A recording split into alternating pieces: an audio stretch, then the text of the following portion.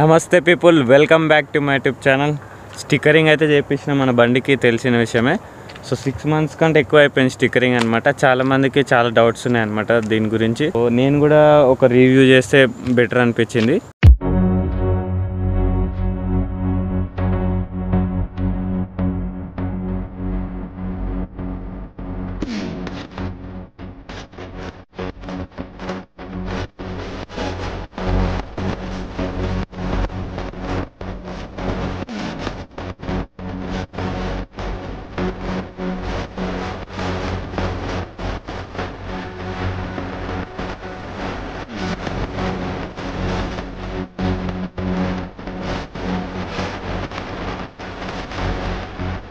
First time నేను stickering చేయించిన.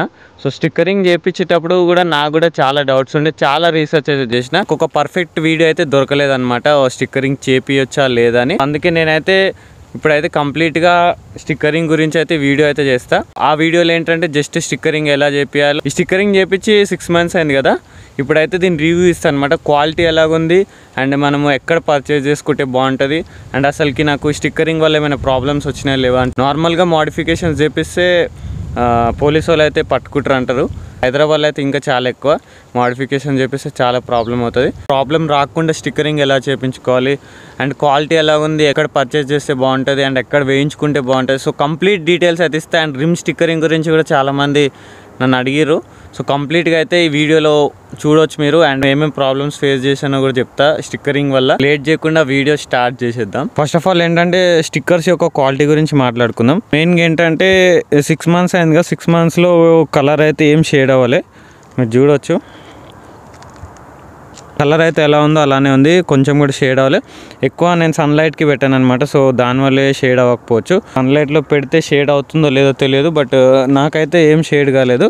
నేను పెట్టిన ప్రైస్కి యావరేజ్ క్వాలిటీ అని చెప్పుకోవచ్చు. అంత తోప్ క్వాలిటీ ఏం కాదు, యావరేజ్ క్వాలిటీ. ఒక ప్రాబ్లం ఉంది కానీ షేడ్ అవ్వకపోయినా ఏంటంటే నేను స్టిక్కరింగ్ వేయించినప్పుడు చిన్న చిన్న బబుల్స్ అయితే వచ్చినాయి. సో ఆ బబుల్స్ ఏంటంటే స్లోగా పెద్దగా అయిపోయింది అనమాట. ఎయిర్ బబుల్స్ ఇట్లున్నవి, కంప్లీట్గా ఎయిర్ మొత్తం ఫిల్ అయిపోయి సో పైన ఉన్న లామినేషన్ అయితే స్లోగా జరిగిపోయింది అనమాట. మీరు చూడవచ్చు. సో ఇక్కడ చూడవచ్చు లామినేషన్ ఇక్కడికి ఉండే మొత్తం సైడ్కి వచ్చేసింది అనమాట. చూడండి, ఇది మొత్తం లామినేషన్ పోయింది.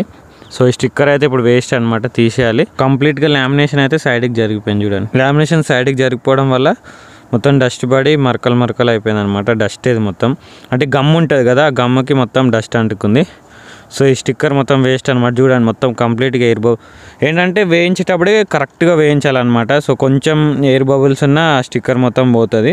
స్లోగా పెద్దగా అయిపోయింది అనమాట. లామినేషన్ అయితే కొన్ని స్టిక్కర్స్కి ఎడ్జెస్లో లేదు, అంటే కొంచెం లోపలికి ఇచ్చింది అనమాట. చూడండి, ఇక్కడ కూడా లామినేషన్ లేదు, అందుకే కలర్ పోయింది. సో లామినేషన్ దీని తర్వాత ఉందన్నమాట. దీనివల్ల ఏమైందంటే ఇక్కడ కలర్ పోయింది అండ్ డస్ట్ కూడా పడ్డది. సో ఎడ్జెస్లో లేదు. సో ఏమవుతుంది మనం బైక్ ఎక్కువ డస్ట్కి పెడితే మొత్తం బ్లాక్గా అయిపోతుంది స్టిక్కర్స్ అనేవి. చూడండి, ఇక్కడ కూడా ఎవరో లామినేషన్ని తీసిరు అనమాట, మా ఇంటి దగ్గర చిన్నపిల్లలు ఎవరో. సో నేను కొంచెం కష్టపడి ఒకలాగా అతికించిన. సో లామినేషన్ అయితే ఎవరో ఇట్లా ఫింగర్తో తీసిరు అనమాట. స్టాక్ స్టిక్కర్స్లా కాదనమాట. సో ఈజీగా వచ్చేస్తున్నాయి అనమాట. పైన లామినేషన్ కానీ స్టిక్కర్ అయితే బాగానే ఉంది, బట్ పైన లామినేషన్ కొంచెం ప్రాబ్లం ఉంది. సో ఇది నేను రైడ్కి వెళ్ళినప్పుడు కింద పడ్డది, ప్లస్ లీవర్ తగిలింది. సో దానివల్ల డ్యామేజ్ అయింది. డ్యామేజ్ కూడా తొందరగా అయిపోతున్నాయి అనమాట. అంత స్ట్రాంగ్గా లేదు, మనం చిన్న వస్తువులు పెట్టినా తొందరగా డ్యామేజ్ అయిపోతుంది. సో స్క్రాచెస్ కూడా అంత పడతలేవు, నార్మల్గా పడుతున్నాయి స్క్రాచెస్ కూడా, ఎక్కువ ఏం పడతలేవు. బట్ స్టిక్కర్స్ అయితే తొందరగా డ్యామేజ్ అయిపోతున్నాయి అనమాట. లామినేషన్ ప్రాబ్లం ఈ ఎడ్జెస్లో కూడా లేదు, ఎడ్జెస్కి లేకపోవడం వల్ల. బట్ ఓకే అనమాట, పర్వాలేదు, మేనేజ్ చేయొచ్చు. బట్ ఏంటంటే సన్లైట్లో పెడితే కలర్ అంతా పోతుంది అనమాట లామినేషన్ లేని దగ్గర. అండ్ వాటర్ పడ్డ స్టిక్కర్ అనేది పోతుంది. చూద్దాం, ఈ ర్యాప్ అయితే తీసేసి కొత్త ర్యాప్ వేపిద్దాం అనుకుంటున్నా. ఈసారి వేరే క్వాలిటీ ఏమైనా ట్రై చేద్దాం అనుకుంటున్నా. సో నేను షాప్ క్లూస్లో తీసుకున్నా కాబట్టి ఒకటే క్వాలిటీ ఉంది వాళ్ళ దగ్గర, స్టాండర్డ్ క్వాలిటీ, 2700 రూపీస్. సో వేరే వెబ్సైట్లో అయితే మనకు 2 క్వాలిటీస్ ఉన్నాయి, స్టాండర్డ్ అండ్ ప్రీమియం ఉంది. ప్రీమియం వచ్చేసి మనకు 5000 వరకు పడుతుంది. సో అదేంటంటే ఇంకా లాంగ్ లాస్టింగ్ లైఫ్ వస్తుంది అనమాట, 5 years వరకు వస్తుందని చెప్పిండు. చూద్దాం, ఒకవేళ నెక్స్ట్ టైం ఒకవేళ చేంజ్ చేయాలనుకుంటే ట్రై చేసి చూస్తా. ఇదైతే నేను పెట్టిన ప్రైస్కి ఓకే, అంత తోప్ క్వాలిటీ కాదు. అండ్ ఇక్కడ కూడా చూడవచ్చు లామినేషన్ పోతుంది, ఇక్కడ కూడా దీన్ని కూడా పోయింది బ్యాక్ సైడ్. కొన్ని చోట్ల లామినేషన్ పోతుంది అనమాట.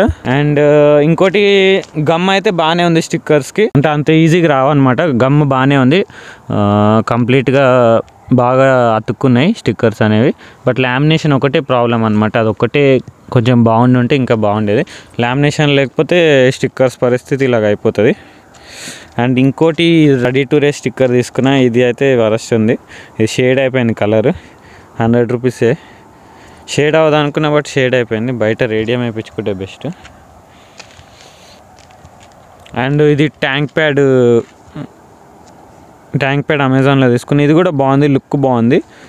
ఇది కూడా కొంచెం షేడ్ అయింది కలర్, బట్ ఈ స్టిక్కర్స్ అయితే షేడ్ అవ్వలేదు కలర్స్. చూడవచ్చు మీరు కంప్లీట్గా ఎక్కడ ఏ పోర్షన్లో కానీ కొంచెం కూడా షేడ్ అవ్వలే.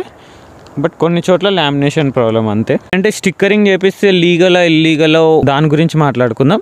స్టిక్కరింగ్ చేపిస్తే మ్యాక్సిమం అయితే ఇల్లీగలే, ఎందుకంటే మన ఆర్సీలో ఒక కలర్ ఉంటుంది, మనం స్టిక్కరింగ్ వేరే కలర్ చేపించినాం అనుకోండి కంపల్సరీ అది ఇల్లీగలే అవుతుంది.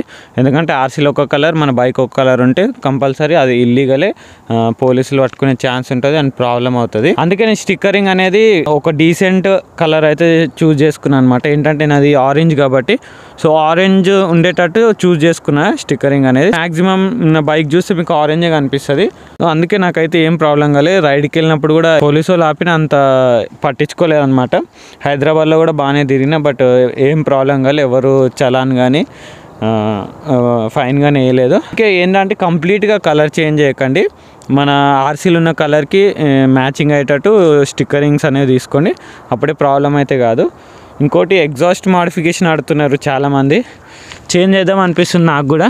చేయొచ్చు, చాలామంది ఆడుతారు. ఎస్సీ ప్రాజెక్ట్ది చేద్దాం అనుకుంటున్నా, చేద్దాం, ట్రై చేసి చూద్దాం ఎలా ఉంటుందో. బట్ ట్రై చేసిన తర్వాత అయితే కంపల్సరీ జస్ట్ పెట్టి తీసేస్తాను, ఎందుకంటే నాకు డైలీ మైలేజ్ రాదు.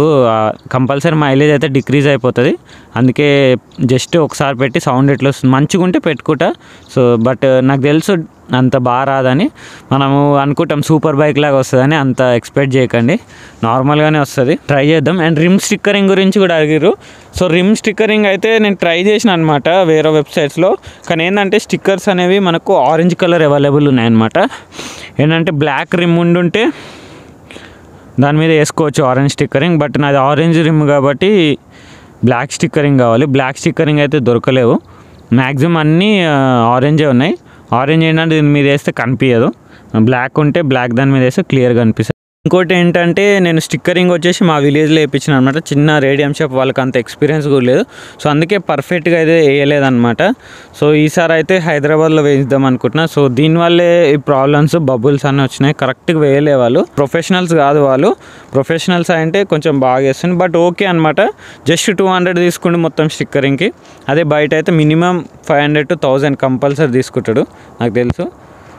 సో ఈసారి అయితే హైదరాబాద్లో వేయిద్దాం. ఒకవేళ ర్యాప్ చేంజ్ చేస్తే, వేయించేటప్పుడు అయితే బాగా గుర్తుపెట్టుకొని మంచిగా వేయించండి. ఎయిర్ బబుల్స్ అయితే రానికొని చూసుకోండి, ఎయిర్ బబుల్స్ వస్తే మాత్రం స్టిక్కర్ మొత్తం వేస్ట్ అయిపోతుంది.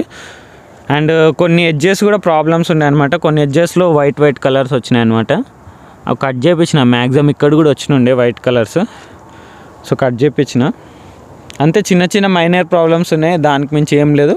మనం పెట్టిన కాస్ట్కి అయితే ఓకే, అంత రిచ్ క్వాలిటీ ఏం కాదు కానీ, బట్ ఓకే అంతే. మరి రివ్యూ అయితే ఎవరికైనా స్టిక్కర్స్ కావాలనుకుంటే కింద డిస్క్రిప్షన్లో లింక్ ఇస్తా. ఒకటి షాప్ క్లూజ్, ఇంకోటి ర్యాప్ అండ్ రైడ్ అనమాట. షాప్ క్లూజ్ ఏంటంటే ఒకటే క్వాలిటీ అండ్ కొన్ని colour options, and wrap and రైడ్లో మనకు వెబ్సైట్లో అయితే మనకు దొరకవు, బట్ వాళ్ళ దగ్గర వాట్సాప్ నెంబర్ ఉంటుంది, ఆ వాట్సాప్ నెంబర్లో చాట్ చేస్తే మనకు అన్ని స్టిక్కరింగ్స్ అయితే చూపిస్తారు. సో అలా చూపించిన తర్వాత సెలెక్ట్ చేసుకొని, క్వాలిటీ సెలెక్ట్ చేసుకొని పేమెంట్ చేసేస్తే మనకు 5 to 6 డేస్లో వచ్చేస్తుంది. షాప్ క్లూజ్ కూడా అంతే, బట్ COD ఉంటుంది షాప్ క్లూజ్లో. ఎవరికైనా కావాలనుకుంటే తీసుకోవచ్చు, ర్యాపింగ్ చేపియాలనుకుంటే, బట్ డీసెంట్ కలర్ తీసుకోండి. కొంచెం బైక్ డీసెంట్గా ఉండాలి, మరీ చిల్లర అయింది అనుకోండి ఇక మనం మామూలు గట్టిగా చెక్ చేస్తారు, అయిపోతుంది మన పని. చిన్న విలేజెస్లో అయితే ఏం కాదు, ఎందుకంటే అంత షిట్ ఉండదు, బట్ హైదరాబాద్లో ఎవరైనా ఉంటారో వాళ్ళకి చెప్తున్నా, మెయిన్గా బిస్కెట్ అవుతుంది బండి అయితే. నార్మల్గా నేనంటే బయట తిరుగుతా, మా విలేజ్ చాలా దూరం కాబట్టి అప్పుడప్పుడు వెళ్తా హైదరాబాద్కి, ప్రాబ్లం కాలే. డైలీ తిరిగేటోళ్ళకి అయితే పక్క ఏదో ఒక రోజు పట్టుకుంటారు నాకు తెలుసు. కానీ మీకు నచ్చినట్టయితే లైక్ చేయండి, షేర్ చేయండి, నా ఛానల్ అయితే సబ్స్క్రైబ్ చేసుకోండి. అండ్ నెక్స్ట్ వీడియోలో కలుసుకుందాం. Until then signing of.